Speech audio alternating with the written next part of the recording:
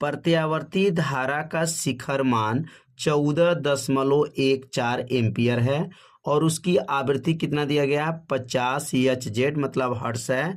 इसके दो चक्रों को धारा समय ग्राफ में दर्शाइए।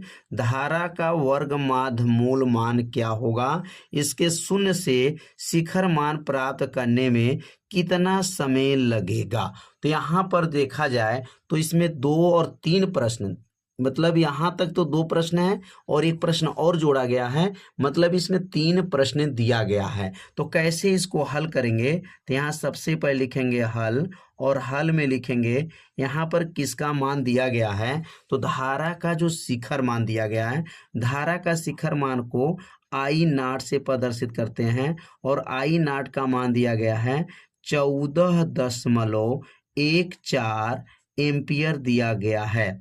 और यहाँ पर आवृत्ति जो दिया गया है, एफ बराबर जो दिया गया है वह 50 हर्ट्ज है, Hz से प्रदर्शित करते हैं।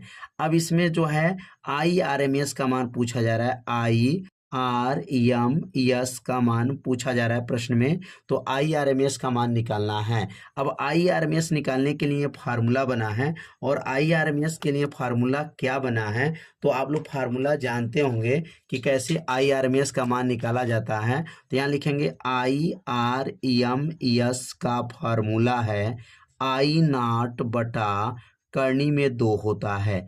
अब ये किनका सूत्र है, तो IRMS बराबर सूत्र क्या है, I नॉट बटा करनी में 2 होता है।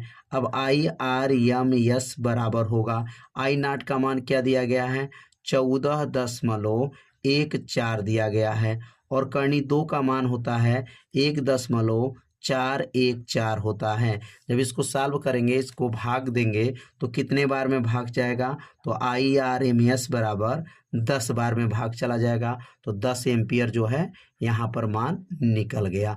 तो एक प्रश्न जो है समझ में आ गया होगा कि इसमें जो है IRMS का मान पूछा गया था और IRMS का मान जो है 10 एम्पियर आ गया। एक प्रश्न जो इसमें क्या हो गया, समाप्त हो गया।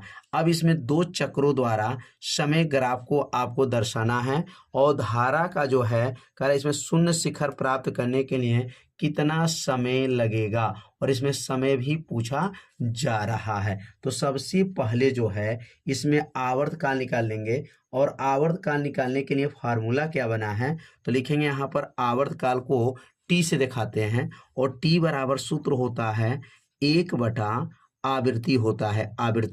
आवृत्ति के व्युत्क्रम को आवर्तकाल कहा जाता है। तो आवर्तकाल को टी से दिखाएंगे तो टी बराबर 1 बटा एफ होता है, तो टी बराबर हो गया 1 बटा एफ। एफ का मान इसमें कितना दिया गया है प्रश्न में, तो यहाँ पर देख सकते हैं एफ का मान 50 दिया गया है। अब यहाँ एफ का मान 50 रख देंगे, 50 में जो है 50 से 1 में अगर भाग देंगे तो टी बराबर क्या आ जाएगा, 0.02 सेकंड आ जाएगा, 0.02 सेकंड आ जाएगा। ये तो आवर्तकाल निकल गया।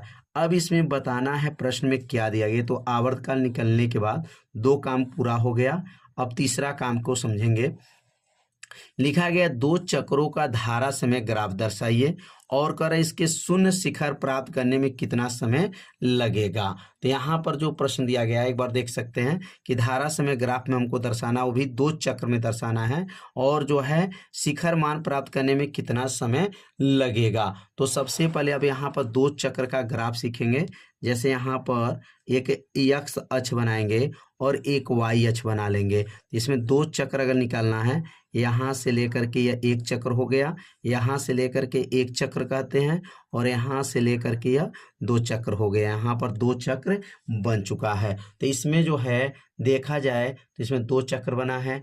अब 2 चक्र में अब यहाँ पर मान अगर निकालेंगे तो यहाँ पर कितने भाग हो रहा है, 1 2 3 4 भाग हो रहा है। तो यह आवर्तकाल अगर निकालते हैं, इसमें समय निकालेंगे तो लिखेंगे टी बराबर अगर निकालते हैं तो यहाँ पर 4 भाग हो रहा है, 1 2 3 4। तो मतलब इसका भाग को 4 भाग में बांट देंगे। टी वाला हिस्सा जो है टी बटा 4 कर लेंगे, मतलब इसमें 4 भाग है, तो इसने 4 भाग में अगर बांटते हैं तो 0.02 में 4 से अगर भाग दें तो 0.02 में भाग करेंगे तो मान कितना आ जाएगा, 0.005 सेकंड आ जाएगा। मतलब टाइम हमको निकालना रहेगा तो कितना समय लगेगा, तो 0.005 जो है सेकंड यहाँ पर टाइम लगेगा। तो समझ में आ गया होगा कि ये 4 से क्यों भाग किए हैं, क्योंकि इसमें 4 भाग हो रहा है। इसमें 2 चक्र हैं, यहाँ से लेकर के 1 चक्र यहाँ तक है और यहाँ से लेकर के यहाँ पर 4 चक्र है। तो इसमें जो है टोटल 2 चक्र में 4 खंड होते हैं, यहाँ से अर्ध फिर पूरा फिर अर्ध फिर पूरा। तो इसमें 4 से भाग करेंगे आवर्तकाल में तो हमें मालूम हो जाएगा कि जो है शून्य से अगर शिखर मान प्राप्त करने में कितना समय लगेगा। तो यहाँ भाग देने पर 0.005 सेकेंड लगेगा। तो उम्मीद करते हैं आप यह प्रश्न आप लोगों को अच्छे से समझ में आ गया होगा।